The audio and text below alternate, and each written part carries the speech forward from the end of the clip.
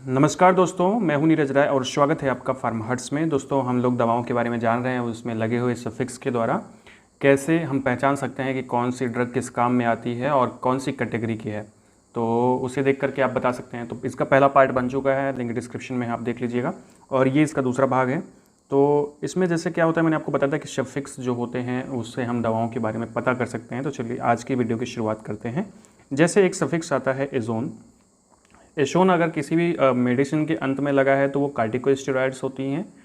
ठीक है, तो कार्टिकोस्टेरॉइड मतलब स्टेरॉइडल ड्रग्स होती हैं। एक तरह से आप समझ लीजिए कि ये ड्रग्स जो हैं वो किसी भी दवाओं के साथ में अगर हम देंगे तो अच्छा इफेक्ट होता है। अभी जैसे इसमें एग्जांपल्स आते हैं, जैसे बीटामेथासोन, डेक्सामेथासोन और डाइफ्लोरासोन, ये सारे इसके एग्जांपल हैं।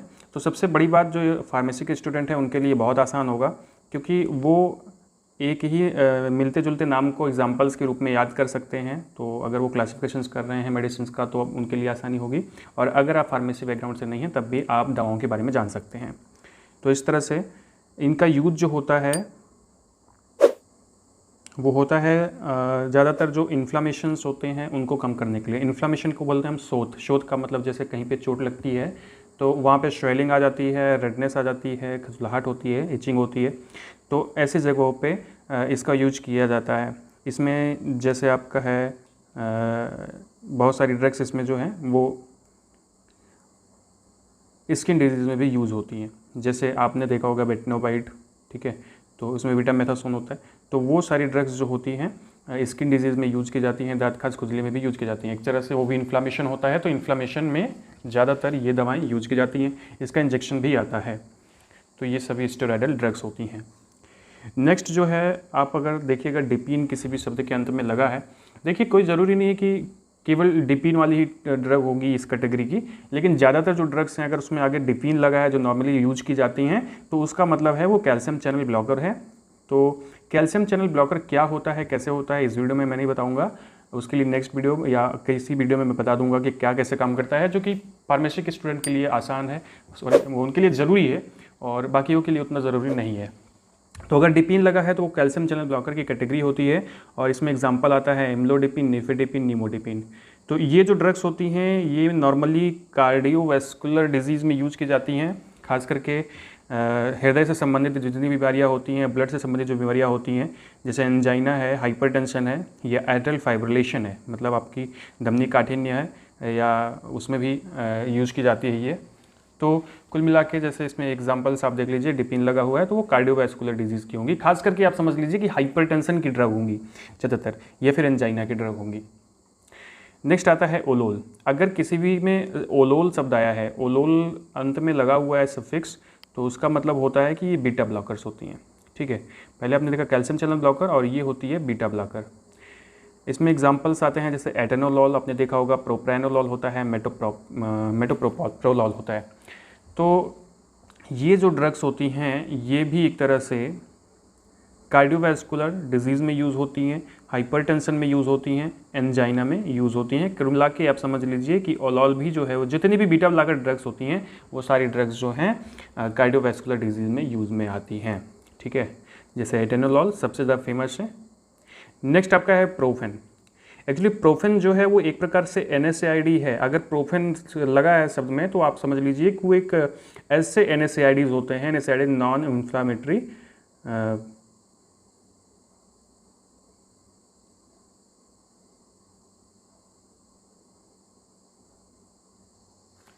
तो NSAID का मतलब होता है non steroidal anti inflammatory drugs. ठीक है, मतलब ऐसी ड्रग्स जो कि नॉन स्टेरॉइडल है, और एक तरह से इसमें अगर प्रोफेन है तो प्रोफेन अगर लगा हुआ है तो NSAID की कैटेगरी होती है प्रोपियानिक एसिड डेरिवेटिव, तो उस कैटेगरी की ये ड्रग होती है।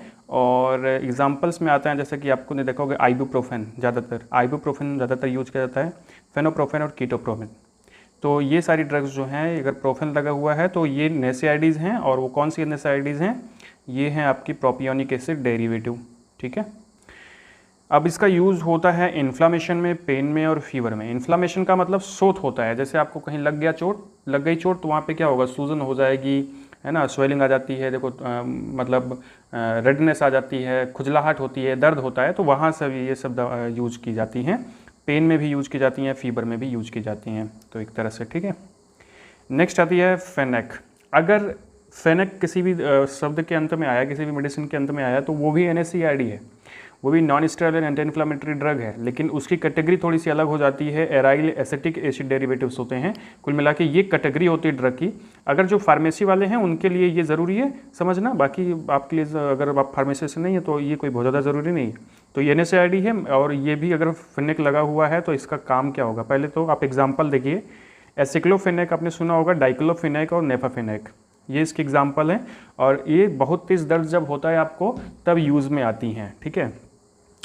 जब ये कुल मिला के ये जो है पेन में यूज़ की जाती हैं। जो डाइक्लोफेनेक या नेफाफेनेक ये सारी ड्रग्स होती हैं।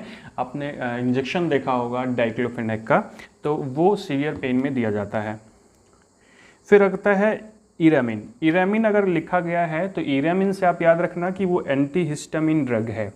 एंटीहिस्टामिन ड्रग कहने का मतलब ये एक तरह से इससे हम बोलते हैं ऑटोकॉइड्स, ठीक है। तो ये ऑटोकॉइड्स होती हैं, और इसके एग्जांपल्स देखिए तो इसके एग्जांपल्स आप क्या आते हैं, जैसे फेनेरामिन, क्लोरफेनेरामिन।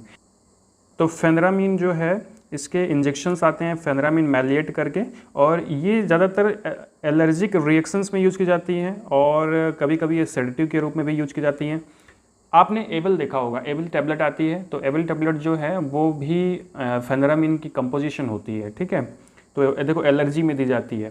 तो जो है फेनेरामिन जो होता है वो एंटीहिस्टामिन एजेंट होता है, मतलब एक ऑटोकॉइड होता है, और ये ज़्यादातर एलर्जी में यूज किया जाता है अगर एलर्जी की शिकायत रहती है तो, ये बात याद रखिएगा। नेक्स्ट आता है जोसिन। अगर किसी भी शब्द के अंत में, मतलब किसी भी मेडिसिन के अंत में जोसिन लगा हुआ है तो उसका मतलब समझ लीजिए कि वो अल्फा ब्लॉकर होती है। अल्फा ब्लॉकर होती है। एग्जाम्पल इसमें आता है आपका प्राजोसिन, टेराजोसिन और डॉक्साजोजिन, ठीक है। तो ये इसके एग्जाम्पल्स हैं, और ये यूज़ की जाती हैं कार्डियोवैस्कुलर डिसऑर्डर्स में, कार्डियोवैस्कुलर डिजीज़ में और हाइपरटेंशन में। कहने का मतलब जो अल्फा ब्लॉकर ड्रग हैं ये भी हाइपरटेंशन और कार्डियोवैस्कुलर में यूज की जाती हैं, ठीक है। अब इसमें एग्जांपल जो आपके मैंने बताया आप मेडिसिन देख सकते हैं। प्राजोसिन, आप यहाँ पे ये इसका फार्मूला देखिएगा तो आपको समझ में आ जाएगा। नेक्स्ट आता है प्रिल। प्रिल जो होती है ये एसी इनहिबिटर होती है, एसिटाइल कोलिन इनहिबिटर होती है, ठीक है। अब इसमें जो एग्जांपल आते हैं, इसमें एग्जांपल होते हैं रामिप्रिल, कैप्टोप्रिल और इनालाप्रिल। ये अगर लगा हुआ है तो इसका मतलब समझ लीजिए ये ड्रग भी कार्डियोवैस्कुलर डिजीज़ में यूज़ होगी, और ये भी हाइपरटेंशन में यूज़ की जाती है ज़्यादातर, और एंजाइना में भी यूज़ की जाती है। कुल मिला के जो ऐसी इनहिबिटर्स होती है मोस्टली कार्डियोवैस्कुलर डिजीज़ में यूज़ की जाती है, और भी जगहों पर यूज़ की जाती है। नेक्स्ट आता है फाइलिन। आपने बहुत देखा होगा, फाइलिन जो होती है इसकी जो कैटेगरी है वो ब्रोंकोडायलेटर होती है। अब ब्रोंकोडायलेटर का मतलब होता है कि कोई भी वेसल है, इसे हम वैसोडायलेटर भी बोल सकते हैं। वैसोडायलेटर का मतलब कोई भी वेसल है उसके डायमेंशन को बढ़ा देना, ठीक है। उसके डायमेंशन नहीं, उसके डायमीटर को बढ़ा देना एक्चुअली। तो डायमीटर को अगर बढ़ा देगा तो मतलब उसको बढ़ा रहा है, उसको फैला रहा है। तो ब्रोंकोडायलेटर क्या करता है कि ब्रोंकाई जो आपकी है, मतलब आपका जो फेफड़ा है उसकी जो ब्रोंकाई है, तो ब्रोंकाई के जो व्यास है, जो डायमीटर है, उसको बढ़ा देता है। तो अब सोचो ये कब दिया जाएगा, जब आपको सांस लेने में प्रॉब्लम होगी तो ऐसी ड्रग्स दी जाती हैं। तो इनका एग्जांपल्स देख लीजिएगा, बहुत अच्छे से पता होगा। थियोफाइलिन का इंजेक्शन और थियोफाइलिन का टैबलेट दोनों आता है। तो थियोफाइलिन जो होती है वो सांस फूलते समय जो है ऐसे दी जाती है, जिससे वो क्या करती है कि ब्रोंकाई को, मतलब आपकी जो फेफड़े की नली होती है उसको फुला देती है, फैला देती है। फैला देगी तो ज़्यादा हवा जाएगी अंदर, ठीक है। तो थियोफाइलिन हो गया, डाइफाइलिन हो गया, या फिर एमिनोफाइलिन हो गया, ये सब इसी कैटेगरी की ड्रग होती हैं। तो ये मेडिसिन क्या करती हैं, ब्रोंकोडायलेटर के रूप में यूज होती हैं। कहने का मतलब आपके ब्रोंकाई के डायमीटर को, व्यास को बढ़ाने के लिए यूज में आती हैं। अस्थमा और सांस की बीमारी में इसका उपयोग किया जाता है, ठीक है। तो जैसा इसमें आता है ये टैबलेट। नेक्स्ट आता है माइसिन। माइसिन जो है वो एंटीबायोटिक से संबंधित है। एंटीबायोटिक मतलब जो बैक्टीरिया या जो प्रतिजैविक जिसको हम लोग बोलते हैं, मतलब जीवों को नष्ट करने के लिए यूज में आती हैं। आपको पिछले वीडियो में मैंने दो एंटीबायोटिक के बारे में बताया था। यहाँ पे माइसिन आता है, तो माइसिन जो है वो एंटीबैक्टीरियल एंटीबायोटिक है, ठीक है। खास करके ये बैक्टीरिया को मारने के लिए यूज़ होती है, बैक्टीरिया को रोकने के लिए यूज़ होती है। तो जो ज़्यादातर बैक्टीरियल बीमारी होती हैं, जीवाणु के द्वारा बीमारी होती हैं, उनके लिए ये उपयोग में आता है। अब इसमें एग्जाम्पल है आपका एजिथ्रोमाइसिन, क्लिंडामाइसिन और एरिथ्रोमाइसिन। एजिथ्रोमाइसिन, क्लिंडामाइसिन और एरिथ्रोमाइसिन, ठीक है। ये 3 मेडिसिन ऐसे आप याद रखना, और भी बहुत सारी होती है, स्ट्रेप्टोमाइसिन भी होती है। तो ये मेडिसिन जो होती हैं ये यूज़ होती हैं एंटीबायोटिक की तरह, खास करके टीबी में दी जाती हैं, जैसे एजिथ्रोमाइसिन, ठीक है।